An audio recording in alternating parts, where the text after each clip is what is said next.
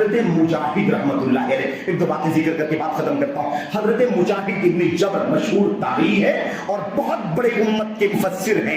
امام مجاہد بن جبر رحمۃ اللہ علیہ فرماتے ہیں کہتے ہیں مجھے نہیں سمجھ میں آتا، میں عربی پڑھوں، میں آپ کو بہت پیاری عبارت ہے، اور فرماتے ہیں لا ادری ای النعمتین علی اعظم الاسلام ام السنہ۔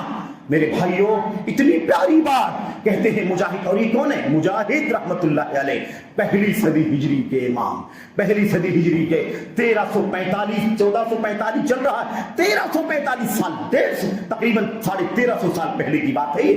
مجاہد بن جبر فرماتے ہیں، کہتے ہیں میں جب اللہ تبارک و تعالیٰ کی نعمت پر غور کرتا ہوں، مجھے اللہ نے اسلام کی نعمت عطا فرمائی، میں شرک و کفر سے، ابو جہل ابو لہب بت پرستوں کے دین سے اللہ نے مجھے بچایا، کفر و شرک باپ دادا کے دین سے، یہ نعمت اسلام کی مجھے اللہ نے عطا فرمائی۔ لیکن پھر اسلام میں آنے کے بعد اتنے سارے فرقے ہو سکتے ہیں، اللہ کے نبی نے فرمایا 73 ہوں گے، 72 جہنم میں، ایک جنت میں۔ اللہ نے 72 سے بچا کر مجھے ایک جنت میں جانے والے پر رکھا ہوا ہے۔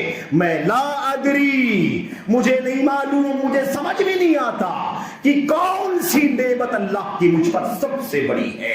اسلام کی نعمت جو ملی ہے کفر کے مقابلے میں، وہ نعمت اللہ نے مجھے بڑی عطا فرمائی ہے، یا اسلام کے بعد بدعات کے راستے سے بچا کر کے سنت کا راستہ جو عطا فرمایا ہے، وہ نعمت بہت بڑی ہے۔ بعض روایتوں میں کہتے ہیں میں سوچتا ہوں کہ اللہ نے مجھے اسلام کی نعمت سے نوازا ہے، وہ بڑی نعمت ہے، یا پھر سنت کے راستے پر رہ کر کے مجھے اللہ نے حروریہ میں نہیں بنایا، یعنی شیعہ نہیں بنایا، رافضی نہیں بنایا، تقدیر کا منکر نہیں بنایا، تب جبر کا عقیدہ رکھنے والا نہیں بنایا، عقل پرست نہیں بنایا، سنت کا انکار کرنے والا نہیں بنایا۔ میں سوچتا ہوں کہ وہ نعمت بڑی ہے یا یہ نعمت بڑی ہے، حالانکہ ساری کی ساری نعمتیں سب ملا کر کے سب سے بڑی نعمت۔ لیکن یہ سوچنے کا انداز سمجھو کہ حضرت مجاہد نے یہ بات کیسے کہی ہے، یعنی سنت کی نعمت پانا بہت بڑی نعمت ہے۔ آپ کو ہم کو اللہ تعالیٰ نے سنت کی نعمت سے نوازا ہے۔